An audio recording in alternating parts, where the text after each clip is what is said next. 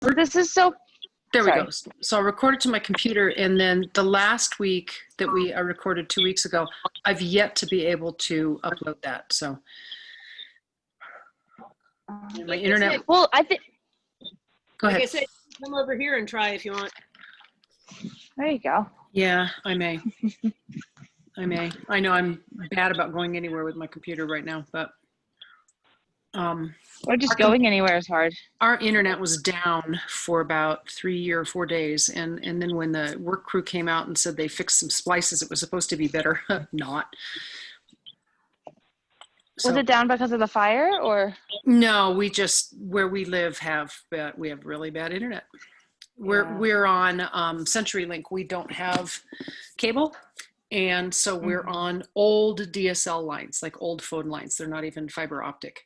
So yeah, and there's no, we're in a small neighborhood, and unless I guess It's so cute though. they're not even, they haven't even offered like, hey, if y'all want to get together and pay to have fiber optic brought out. They haven't even said that. They're just like, no, the fiber optic's a couple miles away, and every once in a while a port will open up that you could join, and it might give you a little bit more speed, but there aren't any available right now. So yeah, well, whatever.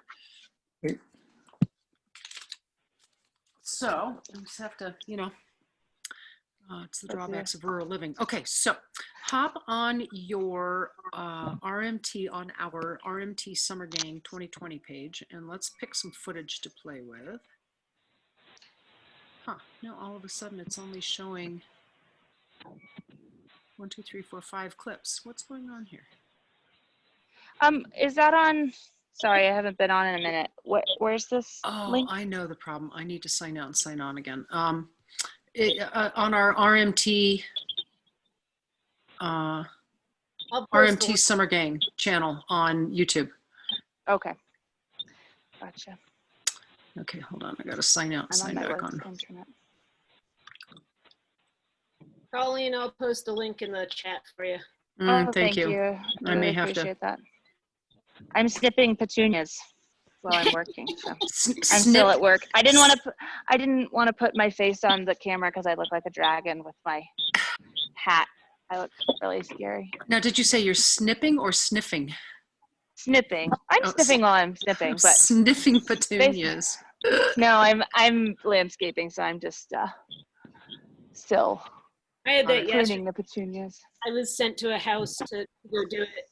And I got there and I was like, you didn't tell me it was petunia hell.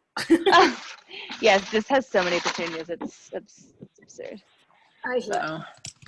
But I'm alone, so it's like I get to socially distance and get paid, so that's a good combination of activities. Who are you? I'm afraid of people. Is that David Gaiman's?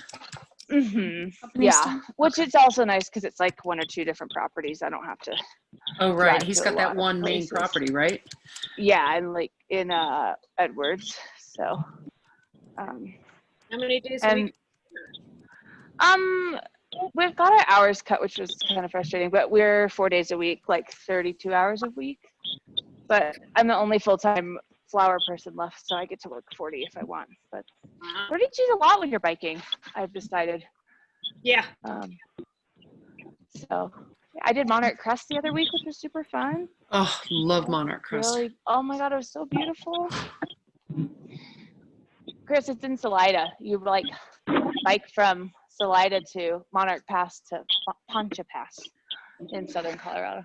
Yeah, it's beautiful. It just kind of, you start from the top of Monarch Ski Resort, and you just, is it part of the Continental Divide Trail? I can't remember, but it's. I can't remember. I think so. It is so beautiful. And it's not very technical. It's mostly just rolling, and it's just beautiful. Okay, so here I am. I'm finally all logged in, and let's go ahead and pick some footage. I'm supposed to be focusing. You would? Also, you guys. I'm supposed to be focusing. Right. Okay. Yeah, so now who is 314-800-7544? That might be me calling from the Zoom, like, because I'm calling into the call. It's Donnie. Oh, hi, Donnie. Donnie. Yeah. What's up? Hey, how are you? Yeah, my number spells 800 ski. Nice. 7544. Oh, that's really funny. Ski with 2 eyes. Okay. Yee! That's awesome. That's pretty funny.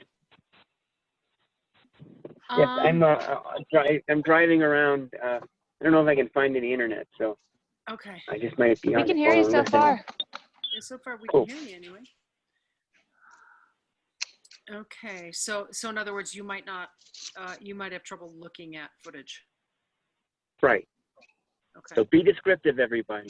Okay. Okay, we got you. So let's do this. Let's maybe start off with some of the footage that is a little bit more high-end skiing, just because I think that it's easier to talk about magnitude, and then we can slow it down and look at some of the other footage. So there's one that I added last week called SK Genghis. Or maybe it's SK Kangaroo. Actually, I think it says SK Kangaroo. Got it. So it's kind of short, but yeah.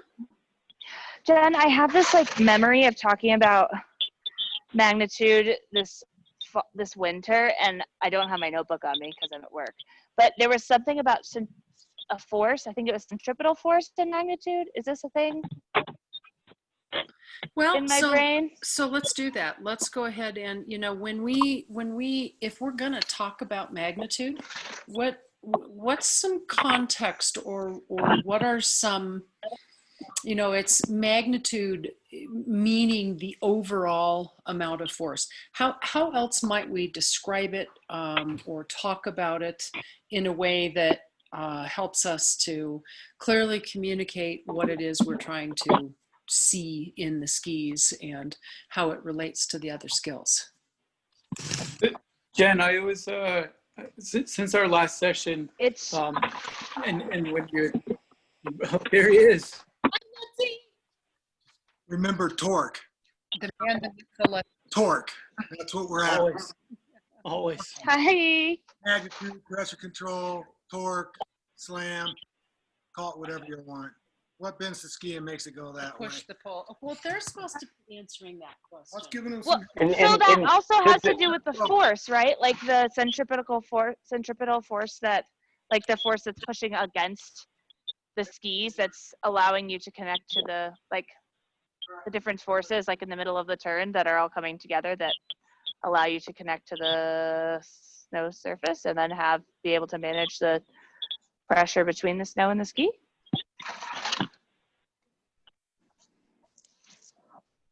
Okay, I'm sorry. Okay, yeah, sorry, distraction. So I'm sorry, say that again, Colleen.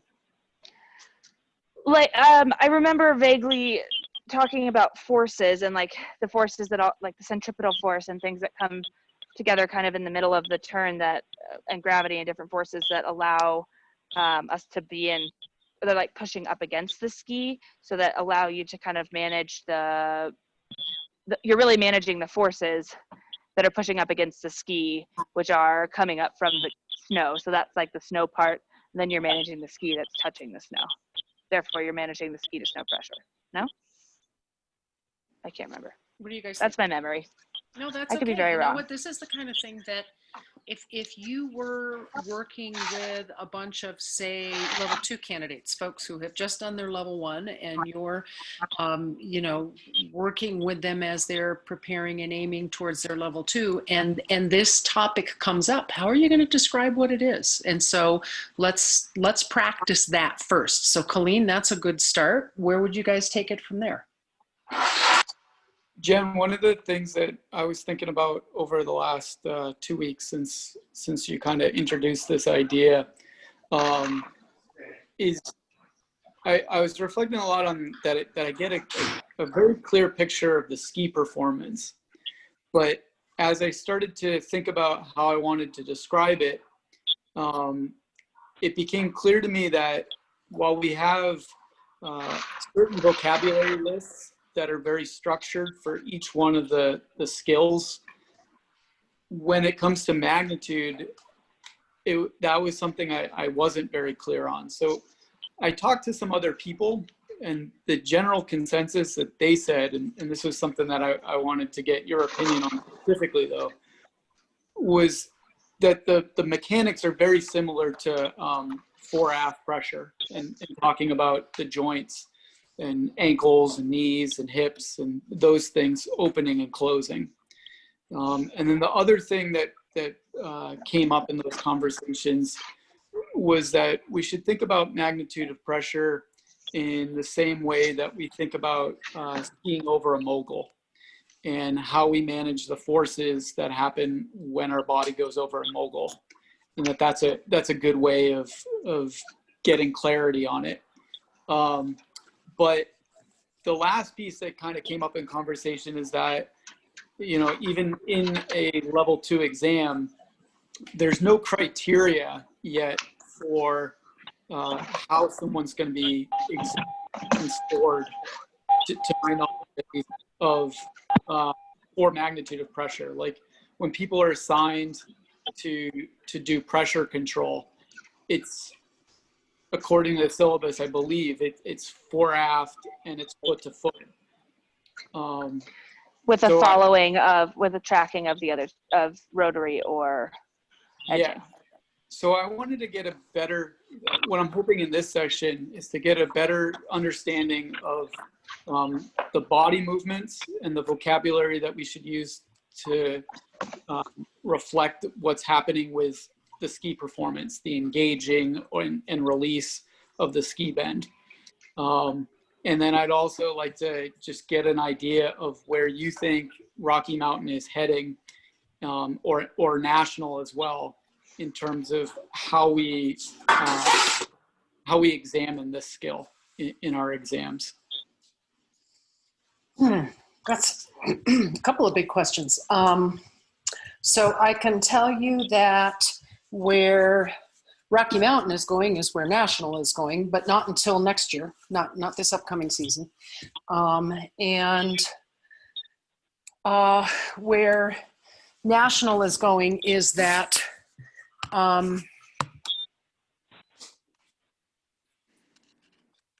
I don't have their template right in front of me, but I believe that all 3 levels will be responsible to some degree to recognize and work with all 5 fundamentals. I don't know what that means. So with that, Jen, can we? Okay, just a second. Hi, Andrew. In terms of how we're going to examine that, Can we go back and describe it? okay, just a second. We will figure that out next summer. We don't even begin to have a plan yet for what our process is going to look like in order to be able to meet the learning outcomes that include being able to include all 5 fundamentals in a description of skiing.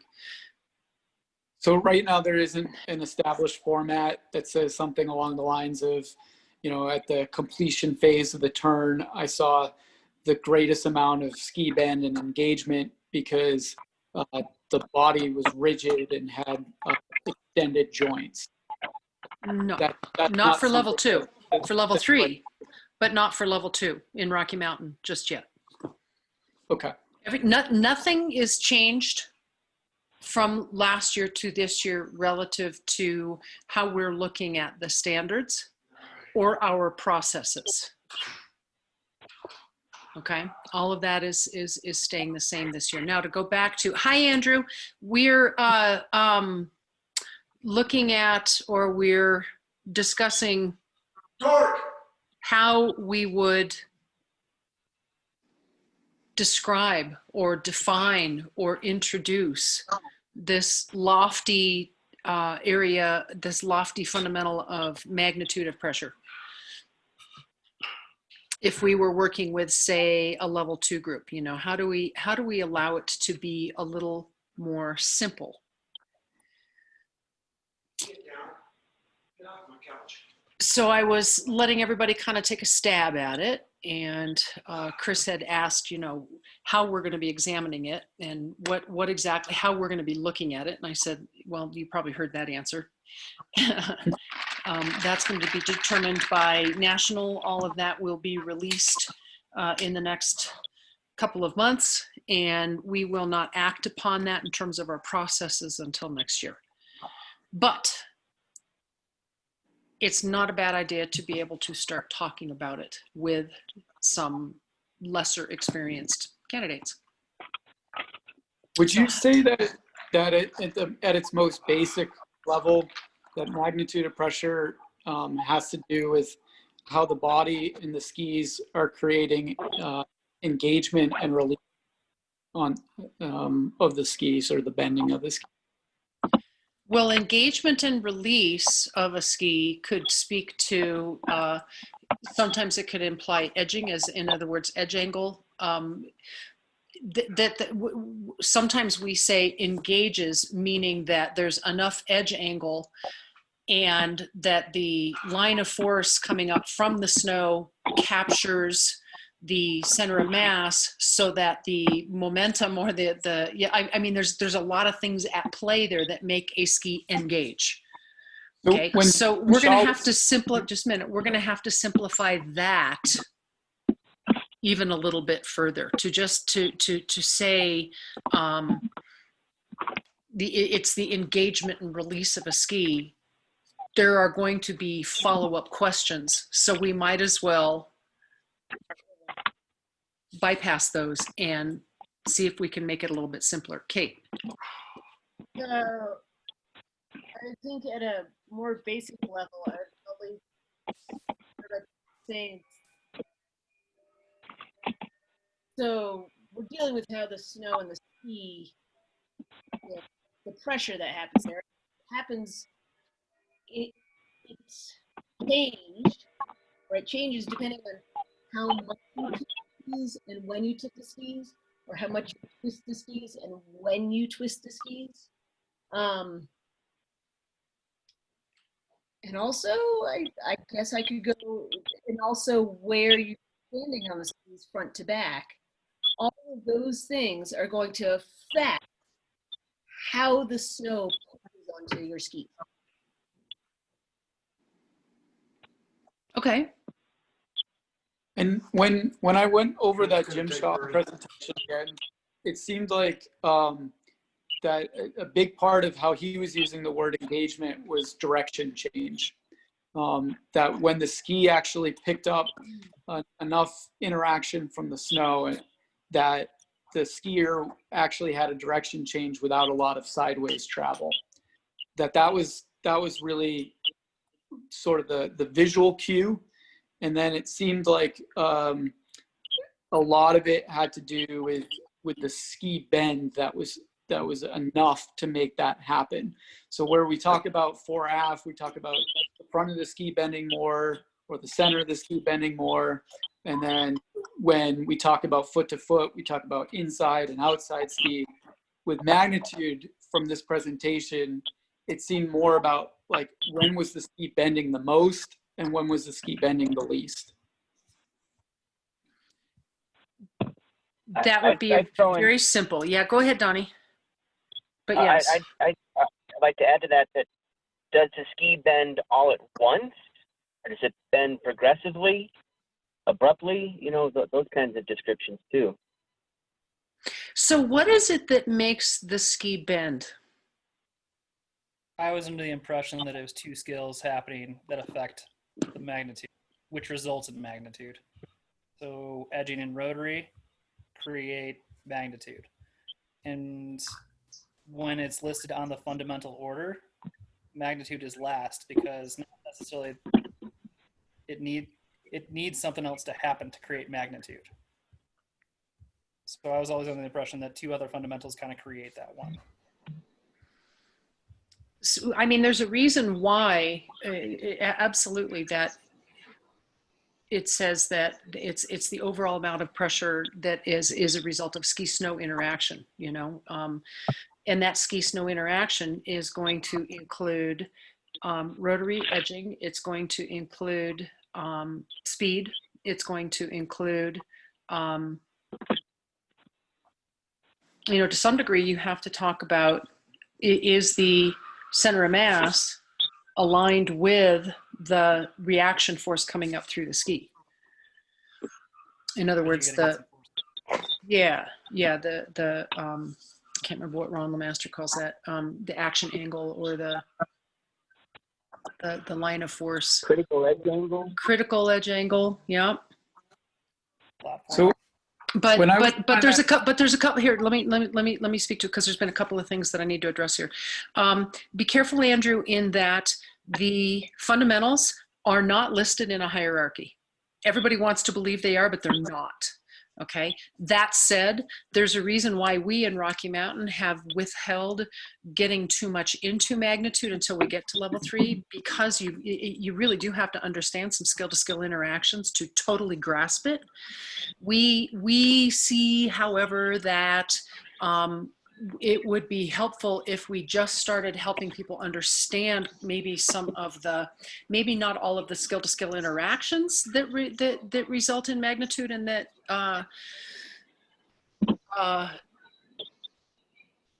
that are interactive in magnitude, but the overall concept of it. Okay, and so I think it would be good for us as a group to be able to say, this is how I'm going to define it. This is how I would describe it, and here are some characteristics that help me to identify it.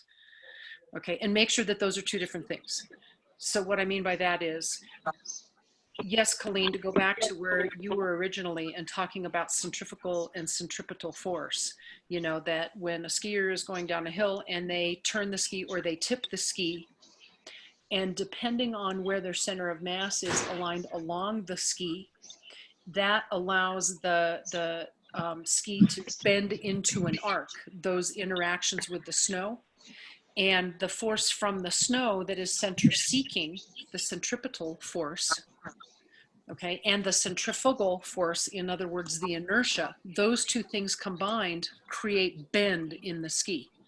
And if the ski is embedded enough in the snow that it can withstand that bend, at that point, two things will happen. And these are the characteristics that we go, and this is when I know, when I recognize it. That's when you see the ski start to track forward in a round path, and you start to see the skier actually change direction from the ski snow interaction, right? When those two things happen, when you see the ski, because it's hard sometimes to see a ski actually bend, but quite often you can see it start to track forward in a round circular path, which is indicative of that there is adequate ski snow interaction, centripetal force to bend the ski, and that you'll actually see the ski start to change, that force change the trajectory of the skier. And when you see those two things happen, you go, oh, there it's happening. Does that make sense, you guys? Yeah, a lot.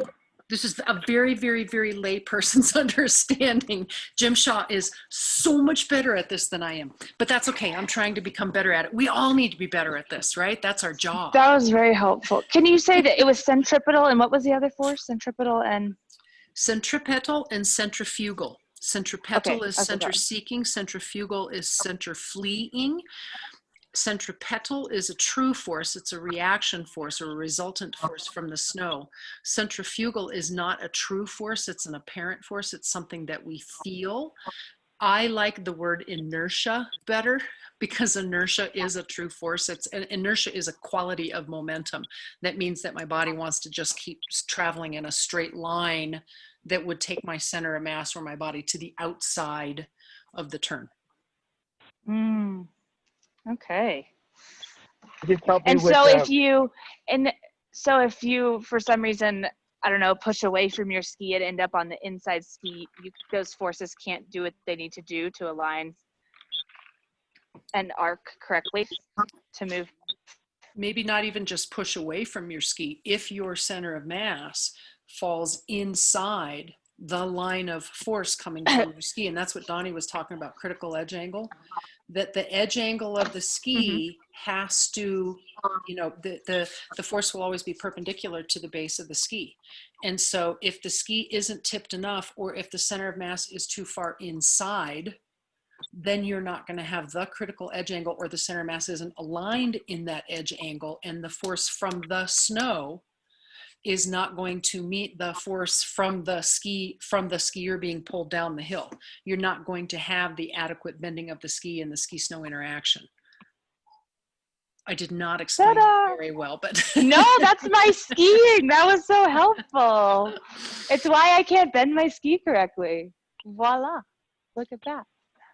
That's well, so cool. it's not that you can't bend your ski.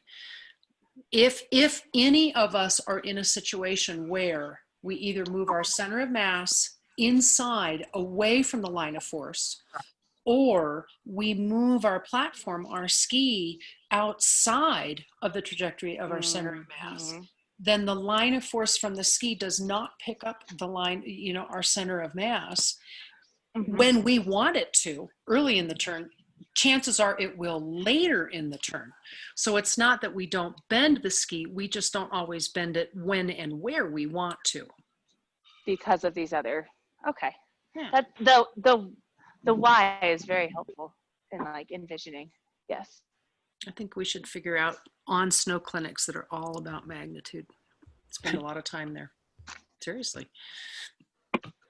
Jen, I had a question for you, is in terms of when I was thinking about this, and you were as you were just explaining it, you're like, this gets pretty complicated pretty quickly, easily.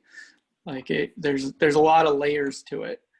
But for me, what helped me try to organize it in my mind was thinking about that pressure is force divided by area. Mm-hmm.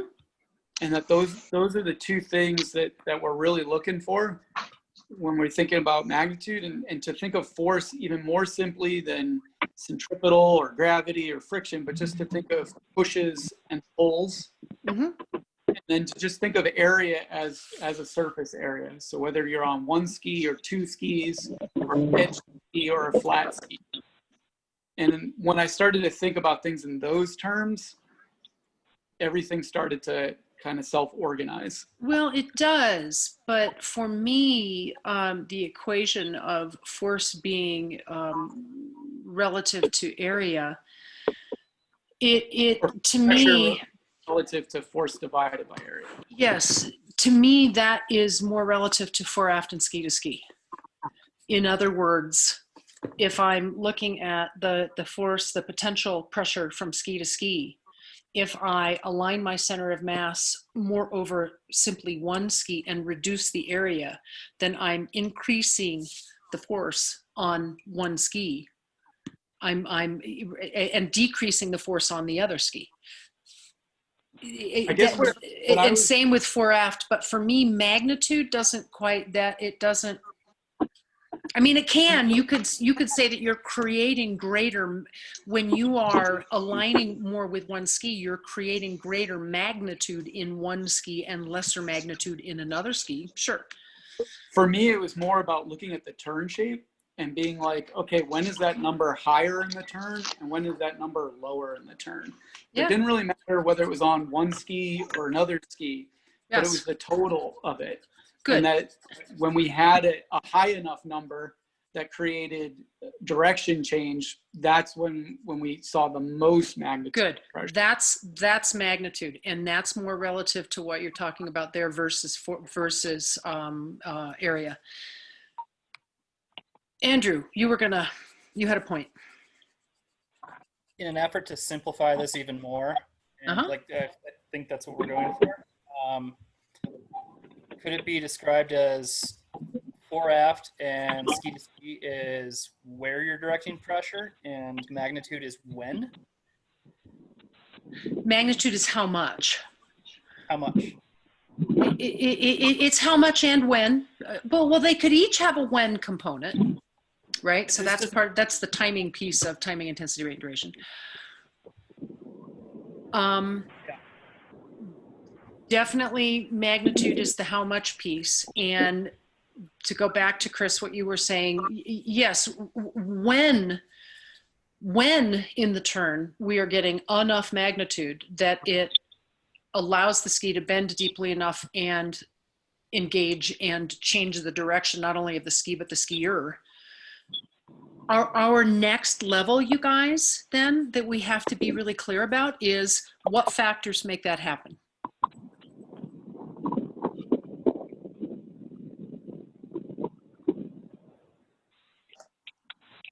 So when will there always be, where will there always be the greatest amount of magnitude? After the fall line. Middle of the turn, apex of the turn.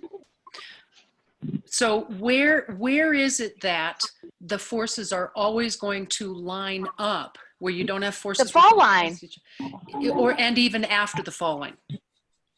Because after the fall line, our inertia and the pull of gravity align to create the greatest pull against us and potentially the greatest push back of the ski. And no matter what you do, it'll always be at like the between shaping and finish. Yeah. You just And you're also going to have the smallest surface area after that fall line as well. You're going to have that high edge angle. You're going to hold directed pressure to one ski and the outside ski. And so all those things are coming together, and that's what's driving. Well, and regardless of what our focus is, that is a kind of a truth of physics that we can't completely overcome or resist. There will always be the greatest amount. That doesn't mean that's the only place. That doesn't mean that we can't utilize and skillfully take advantage of magnitude above the fall line. However, there will always be more after the fall line. So I think that that's an important thing to recognize and to understand. Another thing that Jonathan always points out that I think is really important to recognize is that for many skiers, they tend to look at this in a very binary manner of either I'm creating pressure or I'm releasing pressure, as if it's a bad thing. And when you talk to somebody like Jonathan, who has worked with not only instructors, but athletes from the very highest level,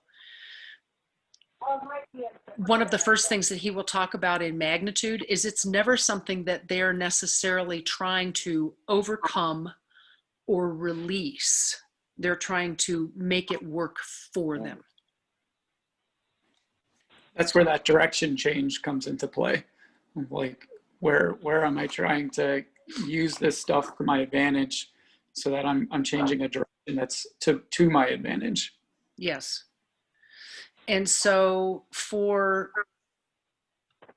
a lot of high-end skiers, and as we aspire to be, the most skillful skiers we can be, if we think about that we're either moving with the skis and the magnitude, or we're capturing that magnitude in a way that it's changing our direction, then it's a little bit less black and white binary than I'm either trying to create it or release it, as if it's it's something that works for me or against me. It's like, no, it always will work with us and for us. Okay. What else? Fundamentals, it clearly states regulate. Yes. So it's going to happen no matter what. Your job is to regulate the magnitude. Good. And regulate, to me, is more along the lines of harness, utilize. At the right time, too. Yes. So what are ways that are going to allow us as skiers to utilize, to regulate that magnitude as early in the turn as possible? The other fundamentals. Flexion extension, potentially. Okay, so,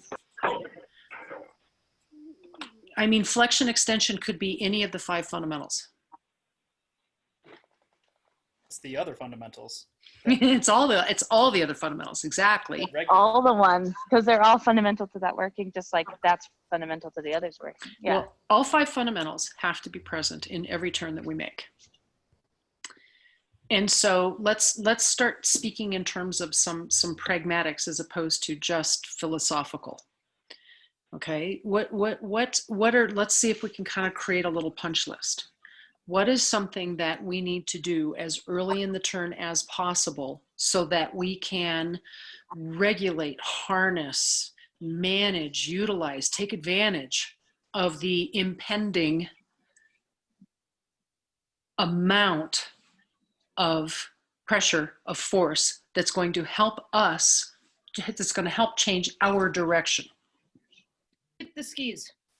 Say that again, Kate. Tip the skis. Okay, so we have to tip the skis early in the turn. What Got else? A little list. Align or center a mass to the base of support, both fore, aft, and foot to foot. Okay. I have a list that's been thought out pretty well. Control the relationship of the mass to the base of support, direct the pressure along the length of skis. Number 2, control the pressure from ski to ski and direct pressure toward the outside ski. Control the edge angles through a combination of inclination and angulation. Control the ski's rotation with leg rotation separate from the upper body.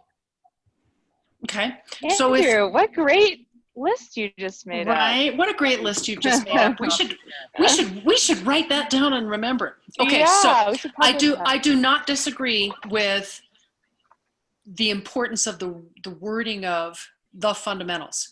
That said, they're specific enough that we can understand them, but they're general enough that could mean anything in any condition in any phase of the turn. But let's come back to magnitude. Okay, so here's one. Here's one that I have to make sure here is one for me that I have to make sure that I'm paying attention to. I have to make sure that my center of mass, my body, is over the new outside ski, both fore, aft, and lateral, before I do anything else to that ski. Because if I start to tip the ski before I have aligned my body to it, one of two things is going to happen. I'm either going to move too far inside or I'm going to move the ski out from under me to try to tip it too fast. Okay, so for me... And you won't do that if you've done that first? For me, I have to make sure that I am, well, so here's my thinking. Within a split second, within another phase of the turn, I'm going to start experiencing some ski-snow interaction that's going to start pushing on that ski. And don't I want my center of mass aligned perpendicular to the top sheet of that ski before I make any other changes to that ski, so I know where my body needs to move as I get that ski-snow interaction started. I've got to anticipate where I'm going to have to be. And for me, I got to be over that ski before I do anything else. That's me. That's my thing. It's going to make lower body movements a lot more effective too if you do that first. Okay, there you go. So if for me, one of the first things in my checklist is get my ass over my skis, get the big mass over the little mass, then one of the next pieces might be, Chris, so that I can tip using the lower legs. That I can use the suppleness and the agility and the accuracy of my feet and lower legs to tip the skis underneath my body. There you go. Okay. See, when we start, and Andrew, we're using the fundamentals, but we're putting them into language that maybe relates to what I'm going to do when. Okay. Good. Well, yeah, what else? They're there, but you prioritize them for each and every skier. And when I was in a clinic with Josh Fogg, he put them in order. He said pressure, edging, rotary. It's not, they can overlap for sure, and it's just tailoring it to what type of turn you want, to which type of skier is there, and all that, and it's just like a roadmap to go for that. Okay. But it definitely seems like it is in an order of you need to pressure the ski so that you can edge the ski so that you can rotate the ski. But it's not 1, 2, 3. They can definitely overlap for sure. So here's a thought, because you were the one who said pressure is a result of edge and rotary. So how can you pressure before you have edge and rotary? Now you can do that with any phase of the turn, of course, and that's what makes us good is we can dial that in into any phase of the turn. But if you were starting with like just none overlap the like, it's not a hierarchy like you said, of course. And depending on how a skier skis, there's so many versatile ways we should be able to plug in any of these to fix any of the other ones. True. So go. Order that. Sorry. Well, I was just going to say, so go back. We had started with if we align our center of mass over the skis, but especially over the new outside ski that's going to be generating the most force to help change our direction. And then we start to tip the ski, right? And part of this is going to come down to the ways that you like to. Okay, just a minute. Part of this is going to come down to the way that you guys personally like to describe it in your own language. But when you align your center of mass over the ski before you've got enough interaction that it's creating force from the snow, that's weight.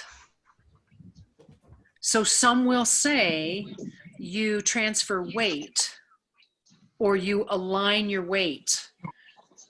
I like to think I'm just aligning my body to then receive the pressure. I don't call it a weight transfer, some do. Yeah, I like that alignment component because the alignment component allows you to also still talk about inclination and this idea of toppling without thinking about like a pushing or a pulling or a standing and all of that kind of stuff. It's the relationship between those two things in space that's the really important part. And to your earlier question of like, you know, how do you get pressure before you edge something or turn it? It's more about the alignment to do that because you can be up on weighting or down on weighting. You can be doing all sorts of things. But if you're up on weighting out of alignment or you're down on weighting or doing some sort of combination out of alignment, then it's going to mess up the other skills. Okay. You're not going to be able to do lower body movements. Okay, Colleen, go. These order that the order in which you're saying these sounds a lot like the enhancers that we talked about. So last year. Let's give that a new name because somebody I don't know what they're called anymore, so that's what somebody gave it that name, the enhancers, and to me that sounds like a TV series, a new Netflix series. The enhancers, the name of the last name, right? They're transitional. They're not as good as the Avengers, but transitional movement patterns. Let's just call them transitional movement patterns. There are some agreed upon transitional movement patterns that we kind of a small group in Rocky Mountain, in watching some of the what we believe to be some of the best skiers in the world, we said they seem to do this better than other people. And one of the first things they do is they start to transfer pressure or transfer weight to the new outside ski before they tip it, before they start tipping it. Which is exactly what you guys just ordered, right? We did. Align. We did. And then you said, then tip the ski. Tip the skis with if those were actually the same thing, or tip the skis. No, tip the skis with the feet and lower legs, which requires that you've got some mobility, some flexion, right? I mean, it's really hard to do if you've gone up to transfer your weight to the new outside ski. Which, oh, by the way, you guys, if there's one thing that you look at in your own skiing and that you look at in your peer skiing, look for that. Look for that movement of everybody wanting to lengthen their new outside leg in order to transfer weight to that ski, i.e. I'm pushing on it versus I'm aligning over the ski. Different concept. And when they do that, it pushes them away, it dumps them inside, it over inclines them and moves the center mass away from the base of support. Huge. It's very, very, it's very prevalent. It's very, very understanding thing. Yes. Right? That's where that's for me. That's where I think the difference between weighting and alignment and balance. It's like because you don't even want to be fully balanced, because you still want to be in the act of moving inside of the turn Yes. to match those forces. So the word alignment is really important, as it may seem like semantics, but it's not weighting, and it's not just balance. It's more about that alignment. Well, if you align your center mass over your ski while it's on its old edge, before you've started tipping it, before it's starting to interact with the snow and starting to receive pressure, then weight, meaning that gravity's pulling down and the earth's pushing back, there's some reaction force there. It is more what we in our bipedal world call weight. So that's why I was saying some people that works well with. I like the alignment piece for me. And then what's going to happen is, as you tip that ski, as soon as you start to tip it, your center of mass has to incline into the turn. It has to stay aligned with that force coming up. That's the inclination piece. How do you do that? Tipping your lower legs? So tipping your lower legs will tip the skis, but it won't necessarily move your center of mass. Say that again, Andrew. You can tip your upper body. You can tip your upper body. What else can you do? Button tip? Change your leg length? Change your leg length. Ooh. Change your leg length. Is that okay? Change your leg length? Yeah. Mm-hmm. Because doesn't that, when you change your leg length, doesn't that topple? Aren't you removing your old stance leg? Doesn't that start to topple? And can you not also control how fast that happens? Yeah, you can make it happen really slowly. Unless you do something. You're also removing the magnitude of pressure in that moment. You're not necessarily Are you removing it or managing it, Chris? No, you're not necessarily removing it. If your foot comes off the ground, then you removed it. But yeah, you're managing it. You're just short. I would suggest that you're not removing the magnitude. I would suggest that you are concentrating the magnitude. If you remove that stance leg fast enough, you're concentrating the magnitude in a foot to foot or a ski to ski application. That's a good way of looking at it. That's a great way. And you could still have the magnitude spread out between two skis as you change the length of your legs, depending on the rate at which you do it. Or if you counter it. Yeah. Cause angulation. Yes. And then part of the role of the upper body and the torso and the angulation there is making sure that we are that we are directing more to one ski or the other. Right? It's a combination of the two. The length of your legs as well as what you're doing with your torso. And that if you're doing those things, if a skier is doing those things early in the turn, they're most likely going to have a ski that is interacting with the snow, creating enough force that we then receive and feel as pressure, that it's going to start changing. The ski's going to start bending, and it's going to start changing the direction of the center mass of the skier. Okay, so this is where I think it's really helpful, where if you kind of have this little checklist in mind, it's like, okay, not just how somebody is using the other fundamentals, but in what order and how they're arranging their body. So it's not just, I think we have a tendency to say they tip the skis too early, or they tip the skis too late, or they tip the skis all at once, but we don't always look at how they tipped their skis with their feet and lower legs. Or we say they transferred the weight to the outside ski, they transferred the pressure to the outside ski really early, and then your mind goes, well, therefore, there should be magnitude developing with that outside ski early in the turn. But if you're not looking at how they use their body, if they're only changing the length of their legs, and it's moving their ski away from that force and inside the turn too fast because they're toppling, then that's going to move their center mass away from the force they're trying to develop, and they're going to have a late build of force. Okay? Jen, what did you say was changing? I'm sorry, you cut out on the sentence prior to this last. No clue. Okay. I don't know. Now. So can I? Yeah. Go ahead. In one of our last sessions, something was running through my head, and I just want to say it out loud. So somebody that topples like that, they do that real big leg shift thing. Let's say that as they finish a turn, because of the dynamics of the turn, the slope of the hill, they're finally on their outside ski at the end of the turn. Then they step up onto that uphill ski and even pick up that downhill foot, and they're on that outside ski, but then they topple in, and then they're off that outside ski, and then they're back on it at the end of the turn, right? And it's, Yeah.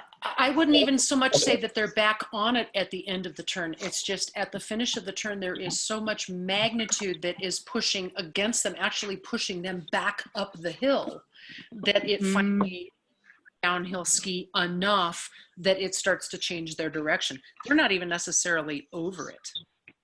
Sounds But like yes, Donnie, yes, exactly. That's a really good way of saying that. And I think that that's something that we see a lot. That pattern that you just described. And they do that in order, that's how they use that in order to change their edges as well, right? Mm-hmm. Instead of using their lower legs. Yep, a very That's like up their and form of also yep, edging. Yep, that's an up and over. Okay, now let's look at a skier. Yeah. We'll describe it really well. Okay, you guys have to describe it well enough. So SK kangaroo C. So Donnie, when you do get back to some footage, you'll be looking for a skier by the name of SK skiing kangaroo cornice. So it says SK kangaroo C, and it's only 15 seconds long. But let's look at that. Let's let the skier ski a couple of times, and somebody take a shot at looking at this skier relative to magnitude. How effectively are they using the magnitude? Give me the link in the chat by any chance. Does anyone have that? It is in the chat. It's in the group chat. Sorry, I showed up late. It is not for me. Here, I will. Hold on. Oh, Sorry. Nope, not a worry. good. It's good to have you. Good to be back. Oops, wait a minute. Not to Colleen, but to everyone. There we go. Thank you. You know how I feel about anytime we're doing indoor tech stuff. Come when you can. Leave if you have to. I get it totally, but just don't ever be afraid to show up because of schedule stuff.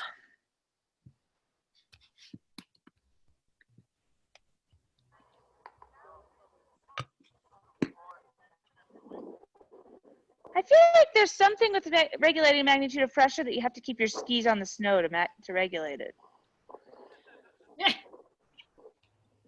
That would be one of the first rules of magnitude, is that if your skis are in the air, you're not able to regulate the magnitude. That's the first thing I saw. That it's going to be a pretty all or nothing proposition.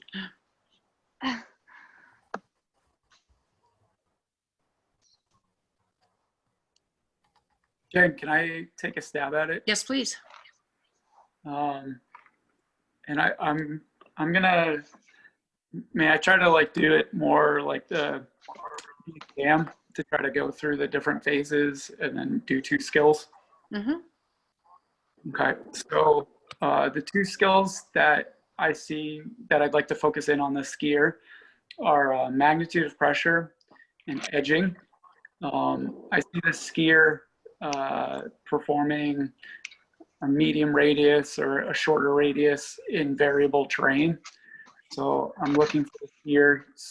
I'm looking at the symmetry of the turns, and I'm looking at this overall speed, and I'm looking at how the skier moves through transition. When I watch this skier, focusing in on the magnitude of pressure, I see that from fall line to finish, the skis have the greatest magnitude of pressure because the legs are extending away from the body and then bending the skis themselves. At transition, skis have the least amount of pressure because the joints are equalizing the leg lengths and releasing the ski bend from the snow.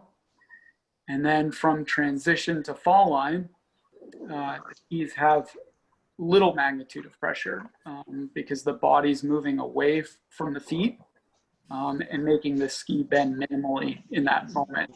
He's bending less above the fall line.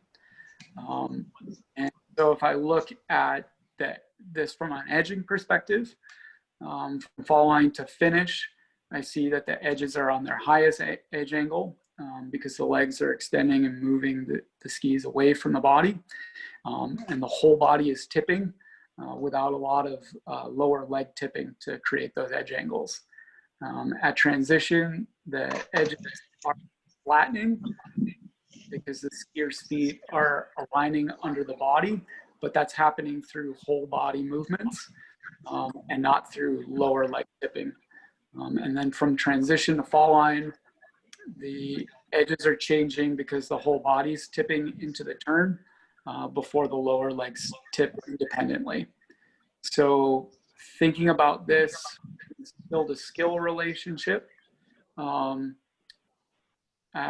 ski has a greater magnitude of pressure when it's on an edge rather than when it's flat. And these edges are happening later in the turn. So because the edges are higher later in the turn, there's a greater magnitude of pressure then. And the rapid movement of the edges changing after the fall line is also enhancing that magnitude to an even higher degree.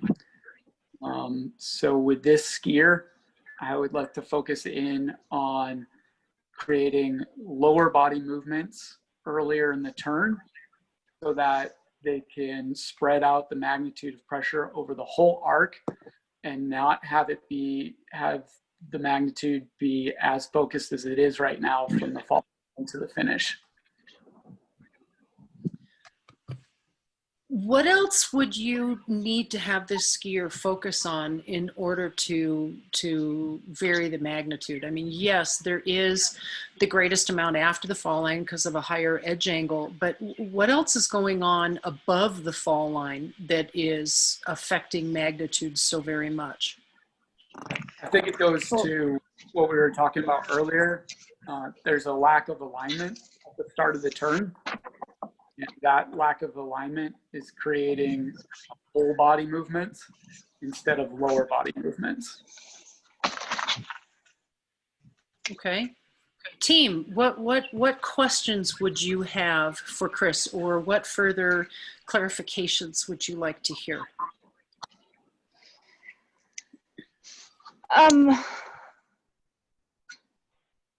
Chris, did you see anything with the alignment along the length of the ski as well? Yeah, but that wasn't one of my skills. Okay.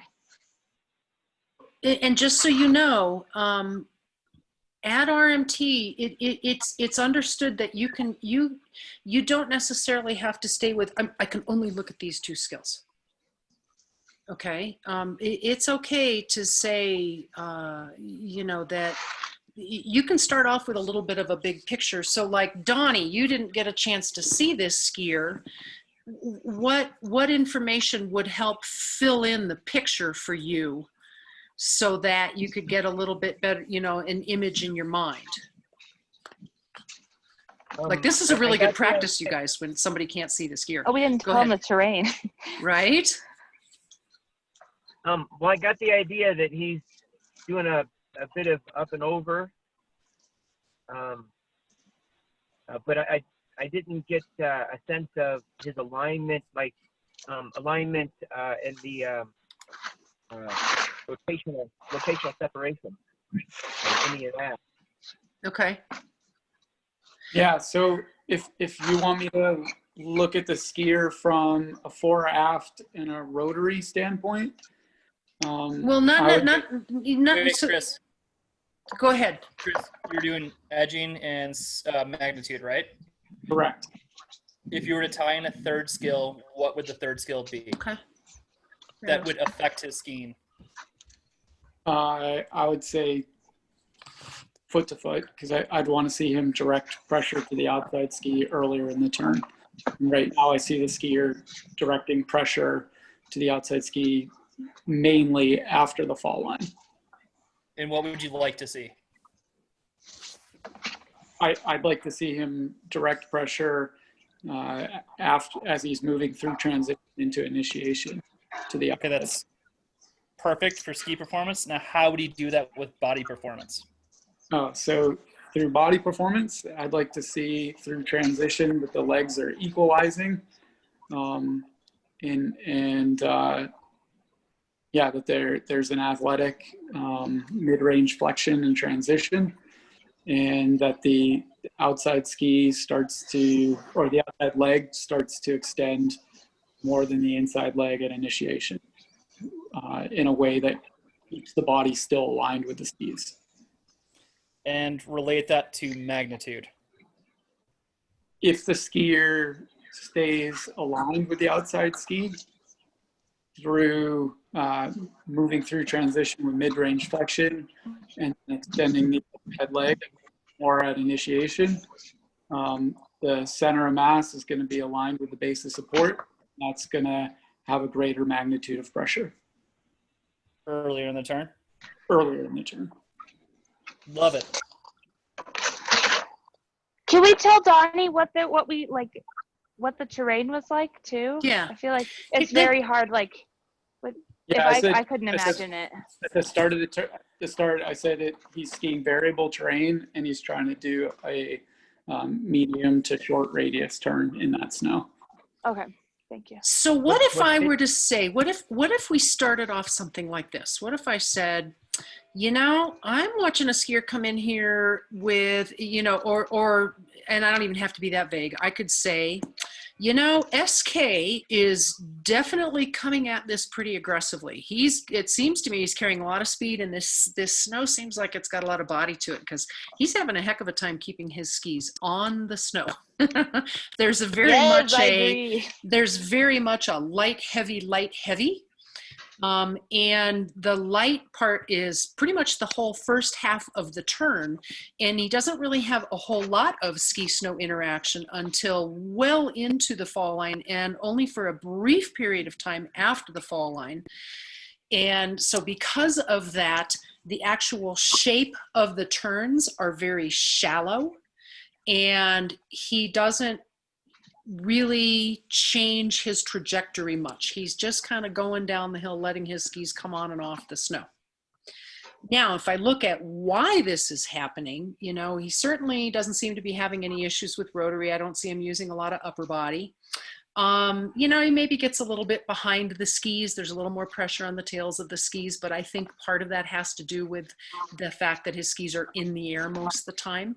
And that if I was going to really narrow in on two places that I would start to work with him, it would be the magnitude. In other words, if he had a little more ski snow contact above the fall line, he could have more shaping. But I think that we're going to need to pay attention to his edging as well in order to do that, right? Do you see how, Chris, if you're giving yourself a little bit of an opportunity to just kind of ease into it and say, here's a little bit of the big picture, here's some things I see going on, here's some liveliness and some playfulness. And it's almost like if you were going to coach him and you were saying, dude, nice job the first time down, having a whole lot of fun with it. Cool. Now let's get you to not necessarily slow down, but let's get you to stay in contact with the snow a little bit more and start adding shape at the top of the turn. That's going to require you to have more magnitude early, a little bit less later. And let's talk about what you're doing with your edging in order to make that happen. Yeah, how would that really be? How would that be in terms of creating that picture? I really like how you're more conversational with that, and certainly more guest-centered, focused in your feedback. I think that's awesome. That was a really cool demo. Was I better this time though in hitting the 3 cause and effects? That was my feedback from last session. I didn't even pay attention to that. Was he, gang? I don't know. I wasn't paying attention. Did he hit the 3 cause and effects? I liked Can someone review those? how he responded to my prompting and my questions. I thought he tied that in very well. Okay.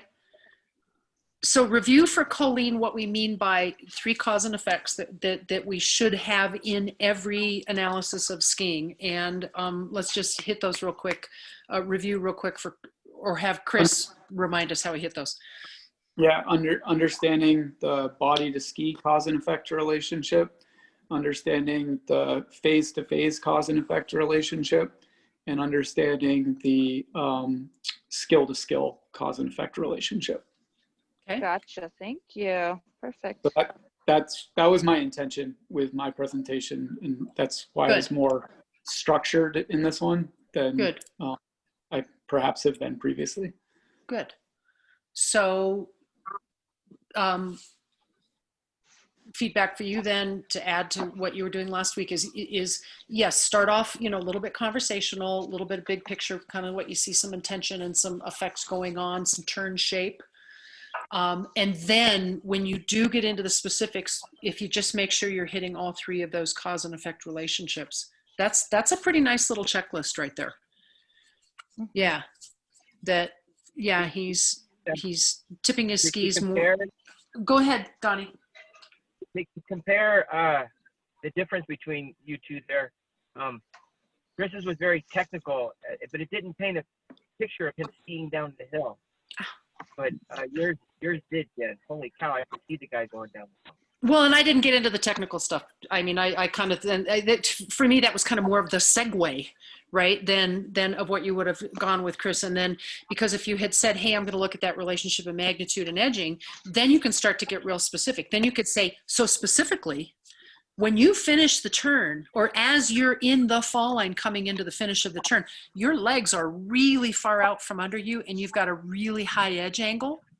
And then what you're doing at that point is you're collapsing to, or you're retracting your legs to release the pressure.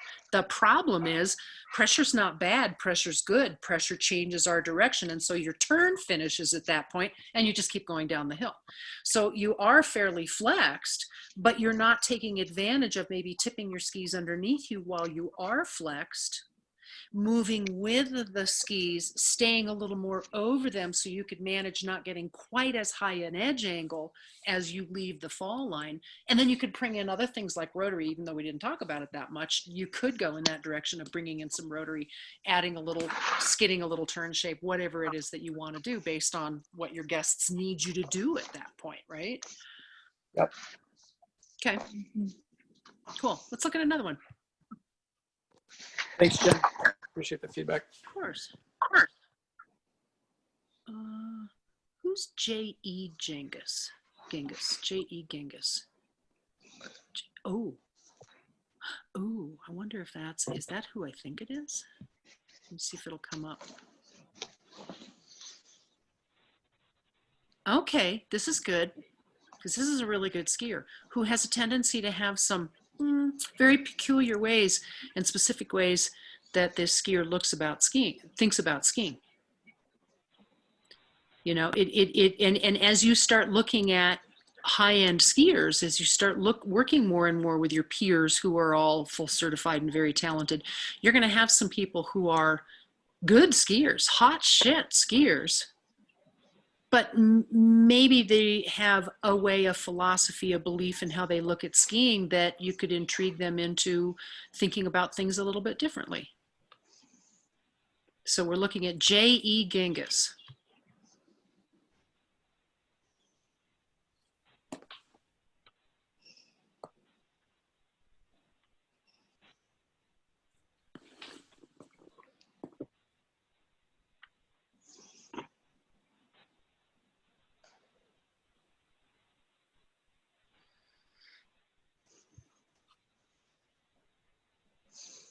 And I have a feeling this is some challenging conditions. I think it's snow that's been pretty set up.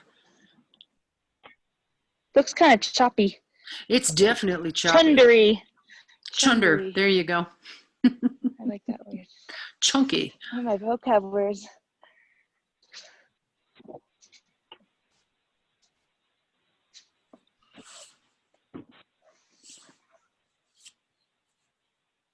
Hey, I'm learning how to ride my unicycle backwards. That's impressive. I'm supposed to learn how to juggle before my next birthday in like 2 weeks, and I'm not sure it's gonna happen. That was one of my goals of this year. Okay, who wants to take a shot at J.E. Genghis? And Donnie, for you, J.E. is the initials of the skier, and Genghis is where he's skiing. Okay.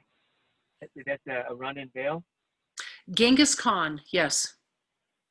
It's in the back. It's in China Bowl, kind of right under the lift in China Bowl. It's one of my and it's faves. not. Yeah, it's a blast. It's not overly steep. It can have a variety of conditions you can ski through. Blasting debris. It can have had a lot of sun. It just, as the back bowls tend to be, it's not the terrain that's as challenging as the conditions. Oh, wait, come back. Anybody want to talk about his skiing?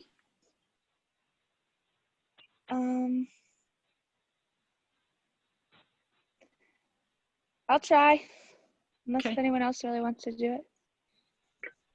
All right, so Donnie, we've got, I took my sunglasses off that are prescription. I'm struggling here. We've got this skier who is taking rather steep chundry black that's giving him a lot of feedback as he skis down the hill. And he's taking it down the hill, but also a little timid at the end of his turns. But I'm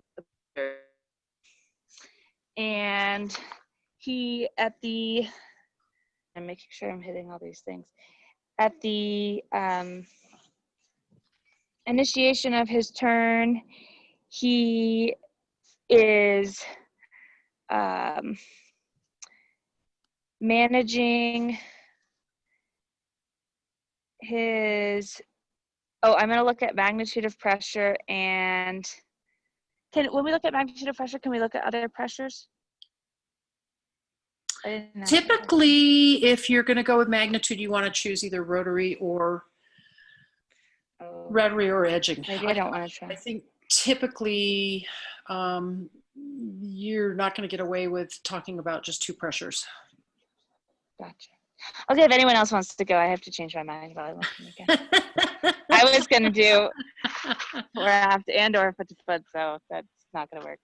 So I have to keep thinking.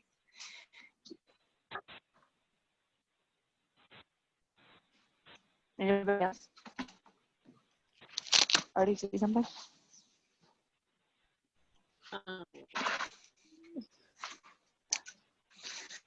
I can give it a shot. Get it, girl. I think we gave Donnie like a picture of where we are, kind of. That's all he's got. Yeah. Skiers coming down, probably black terrain with, as Colleen said, sort of chundry snow, probably some dense snow that's giving him some feedback. I like that description. Making a mixture of small and medium rating turns. And I think as an ideal, what we'd like to see is the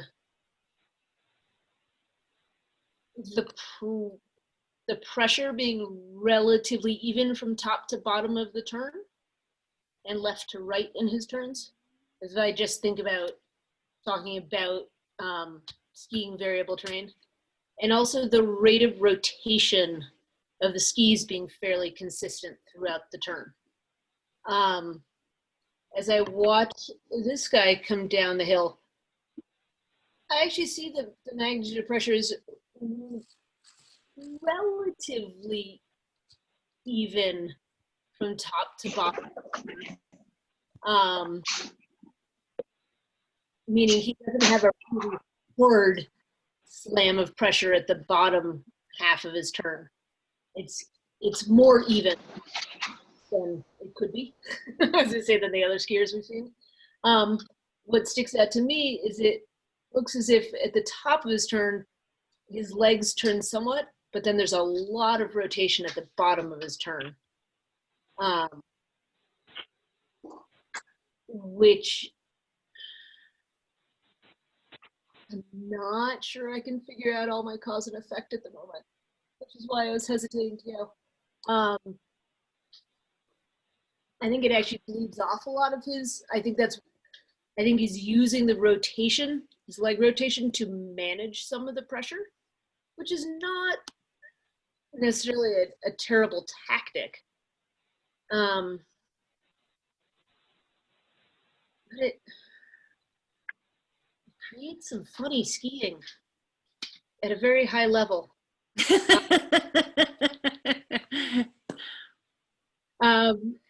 High level funny skiing. I love it.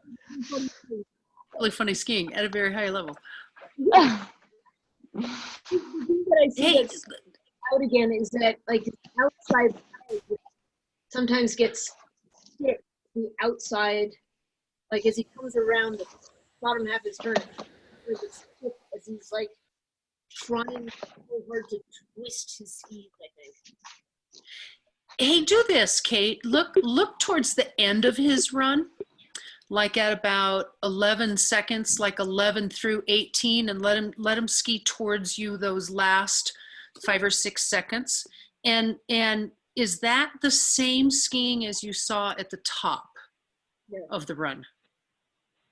No, it changed for sure. Yeah, what's different about it? Which do you like better?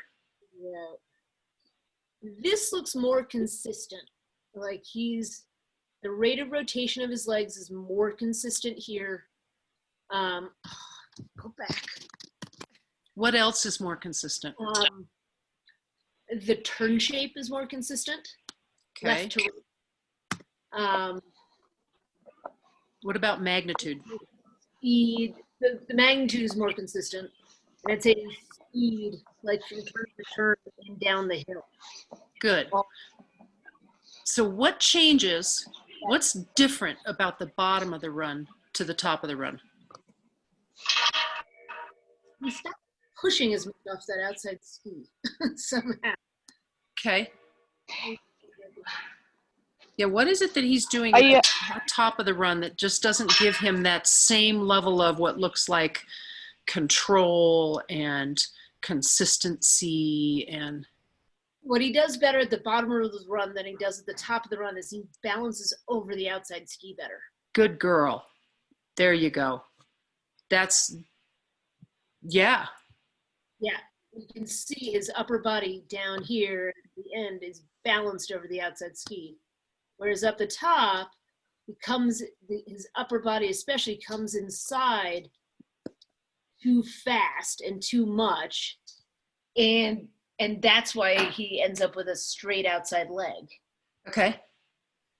So, and here's a place where, to answer your question, can you use two pressures?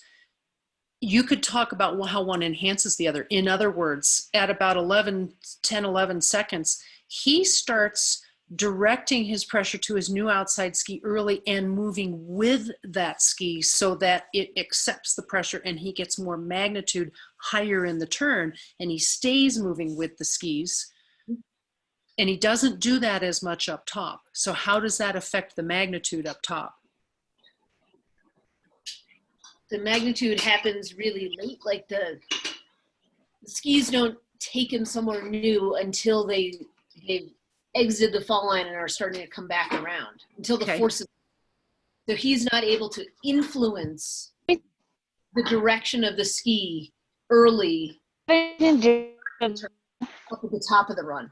Okay, and does he do it at the top of the run? Does he manage the direction and the influence of the force from the snow? Does he manage it better to one direction than the other?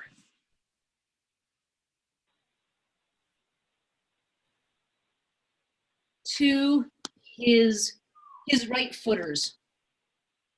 So when he goes to the left, he seems to be able to direct, like there's actually a change of direction, whereas his turns to his right, so his left footers, there's very little turn.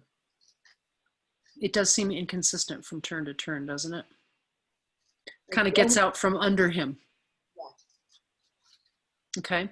So how could we describe what it is? And this is something you guys, when you're watching someone ski who is a skillful skier, you know, watch the changes from the top to the bottom of the run, watch the changes from left to right. Because if you can point out to that skier, especially if it's somebody who's a really skillful skier, and you can say, hey, what was it that you were doing down at the bottom that seemed like it was letting you ski much more grounded, shape the turn more at the top of the turn?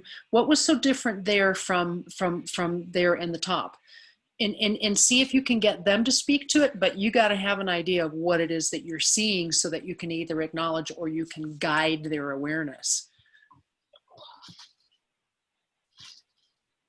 So I agree. I mean, it seems like the first thing that happens when he comes off the cornice and starts to make a turn or two is that he gets his skis, whoa, not only way out from under him to the side, but almost even in front of him. So I'd ask what the task is before I Yeah. criticize the turns, from because it seems like the task was vary your turn size and shape.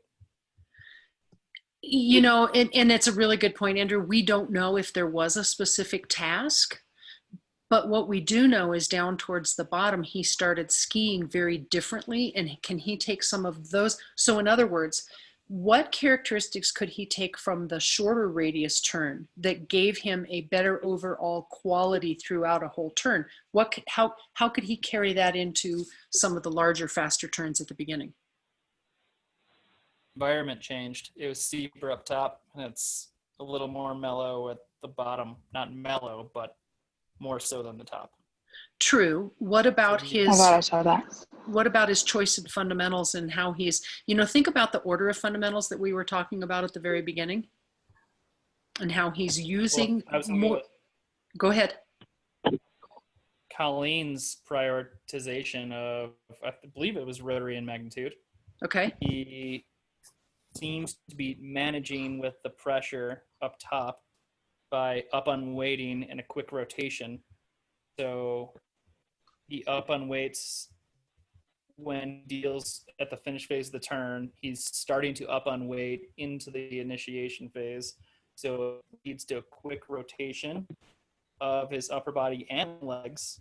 He's skiing it very well, but with a quick rotation of the initiation, which results in a high magnitude of pressure towards the finish phase of the turn. Okay. Good. Yeah. No, I like that. And then what changes when he gets closer to the camera? I mean, yes, he changes the radius. It's not as steep, but in terms of what you were just talking about. Sorry, my internet cut out right when I was just nailing the MA. Oh, damn. Okay. Say it one more time, your critique, sorry. No, I was just saying as he gets closer to the camera, so you said up top, it looks like he's unweighting the skis, right? And the skis are twisting quite a bit above the fall line. Right. And there's more magnitude built up after the fall line, where the Correct. skis aren't turning quite as much. Yes, so then he has to use a big up unweighting movement to deal with that pressure. So it's a vicious circle of him up unweighting, settling, up unweighting, settling. And then the terrain mellows out, not mellow, but it gets a little more gentle so that he can control that. Mm-hmm. And then he picks it up from there and starts to rotate at a better rate, not a quick rate, a more even rate. So what could he do differently at the top? And yet still carry speed, still ski a longer radius turn. What in terms of the timing of his fundamentals could change? He could slow down the rate of rotation at the start. And what would he need to do in order to be able to do that? If What we're would gonna he bring have to do? Skill, I would like to see him direct pressure towards the outside ski so that he can Yes. to bring in Good. case. Good. So in other words, if he was directing pressure to the outside ski, and therefore moving with the skis, especially with his outside ski, then he could slow the rotary down because the skis would be a little heavier. And because he's staying over the skis and not getting them out from under him, he probably wouldn't have as high an edge angle. I know it's another skill, but it's okay. Which means that he could continue to rotate the skis through the finish of the turn and then not have to do a big unweighting move to start the next turn. And it seems like about halfway down, he made those changes. The terrain changed. Well, it did. And he also, I think for a lot of skiers, when we dive in where it's steep, where it looks like there might be some blasting debris, it's real easy to get into the top part of a run and let our equipment get out from under us a little bit. And then we get our focus, we catch up with them, and we start skiing a little bit more in control from turn to turn. And so it's, yeah. By about second 6 in the video, you can see him starting to change his movement pattern. He's like, oh, this isn't working. And Yes. Yep. Start try to balance over the outside ski sooner. Yep. And then everything starts to change for him. Yep. So you can, sorry, you can talk about two pressures, but you have to find a link in between them, kind of. Well, here's the deal, you like, guys. Because I totally saw how Andrew, like I saw the rotary piece and then of what Kate said, and then how Andrew brought it back to foot pressure. It's skill to skill. It's skill to skill relationships, and to whatever degree that you might need to that you're going to prioritize where a skier is going to focus is 2 skills. That doesn't mean that you can only talk about 2 skills. That's one of the things that's that very changes helpful from level 3 to RMT. At level 3, there were some more kind of restrictions about try to keep it just about 2 skills. And even when I'm working with you guys, you know, at level 3, I'm always saying, hey, look, if you need to say something about another skill, that's fine. Just don't get distracted and off in that lane. Okay. But it's fine to say, here's how I'm seeing all the fundamentals working.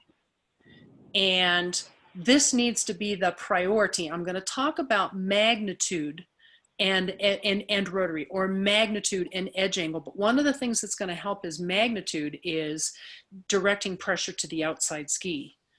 I don't see a problem having a within the pressure control, a pressure to pressure, and how that's going to affect the overall rotary. Colleen, all the fundamentals are there all the time. Yeah. And I believe I've said this before, but when I was with Kate Goldman, when she was in her indoor MA, she watched a video of a skier that was kind of a train wreck. And she got overwhelmed with, where do I start? I could start from any direction. And just like Jen just said, you need to prioritize. What do you see as the main result and cause? Like cause and effect. What's the biggest effect? What's the biggest cause? Because we could go either direction. And that's the skill of a trainer of like, you can go any direction, of course. But what do you see as the main cause and effect? Okay. That's helpful. Yeah. Yep. Yeah. I mean, it's skill to skill. That means pressure control to rotary. Within pressure control, I think it's fair game to say I might talk about 2 components of pressure control. That if this skier is moving to align with and direct pressure to the new outside ski and continuing to move with the skis, that's going to give a more spread out overall pressure of magnitude. But it's also going to allow the skier to continue to rotate the skis throughout the whole turn, which, you know, so it's both giving to and helping the magnitude, but it's also going to be an effect of not having so much magnitude at the finish of the turn. That's why it's an interrelationship. It's not necessarily this causes that. Right. Well, and just the permission to kind of like be like, this is also a component, but the two main, like the prioritization, like you said, Yeah. Andrew, the 2 main pieces are. Yeah. Because just to even give that in the big picture and then be able to narrow down, like, it's nice to have that permission. Yeah, so here's both the benefit and the drawback. The benefit is that, hey, you know what, as trainers, we can talk about any characteristic of any of the fundamentals at any time. We can talk about how they're all together. We can choose, you know, to go this direction, that direction.